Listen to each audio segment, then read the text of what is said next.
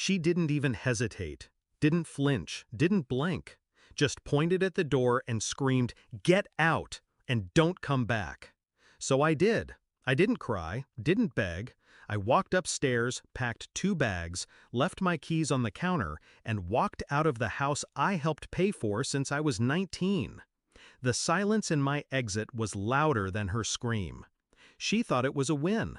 She had no idea what she'd just set in motion. That house? It wasn't theirs, not entirely. It was mine too.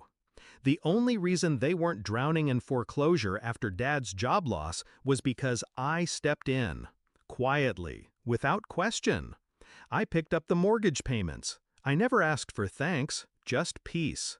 Instead, I got venom. It wasn't always like that. There was a time my mom held me like the world would break without me in it. But somewhere between her bitterness and my independence, love turned into leverage. Everything I did became a threat. If I got promoted, she felt small. If I bought new clothes, I was showing off. If I came home late, I was selfish. But I stayed, because Dad asked me to. "Your mom's just stressed," he'd whisper. "It'll pass." But it didn't. It built up, until it exploded. The night it happened, I had just come home from a 14-hour shift.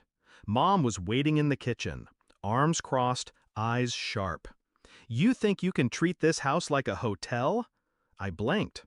"I'm working, Mom. I pay the—" "Don't talk back to me in my house." That's what she said.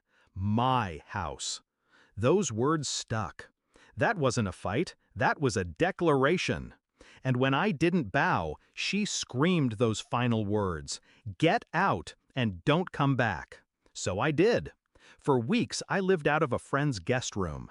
Didn't call, didn't text, didn't send so much as a sigh in their direction. They didn't notice at first.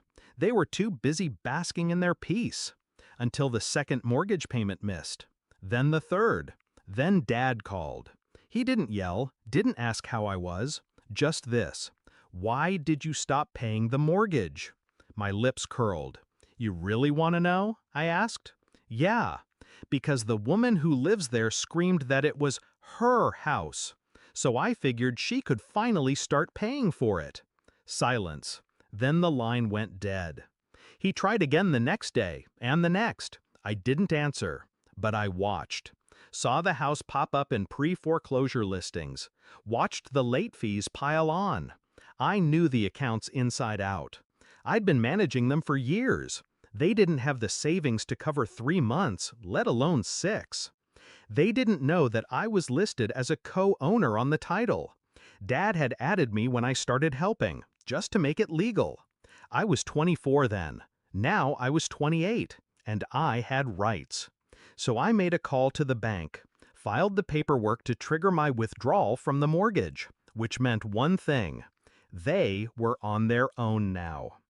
It took a month for the reality to hit. Then the messages changed, from "We're worried about you" to "You're being immature." Then "We'll lose the house." Then "Please." Dad came to my office one afternoon, stood in the lobby like a man who'd aged 20 years. "Can we talk?" I motioned to the bench outside. He sat. I didn't. He sighed. "Your mom didn't mean it." "She meant it," I said, and I listened. He looked up at me red-eyed. "I didn't know you'd stop helping." I tilted my head. "That's the thing, Dad. I wasn't helping.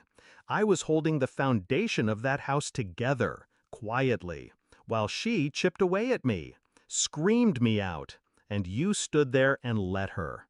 He looked away. "I didn't know it was that bad. That's the problem. You never did." I left him sitting there, same way I left the house, without drama, without apology. Just truth. They sold the house 4 weeks later, barely broke even. Had to move into a rental 2 towns over. Mom's pride couldn't save her. Dad's silence couldn't shelter her. And me? I got an apartment downtown. My name on the lease, my food in the fridge, my rules on the door. No yelling, no guilt, no debt tied to love. Sometimes silence is louder than revenge. But mine, It was both.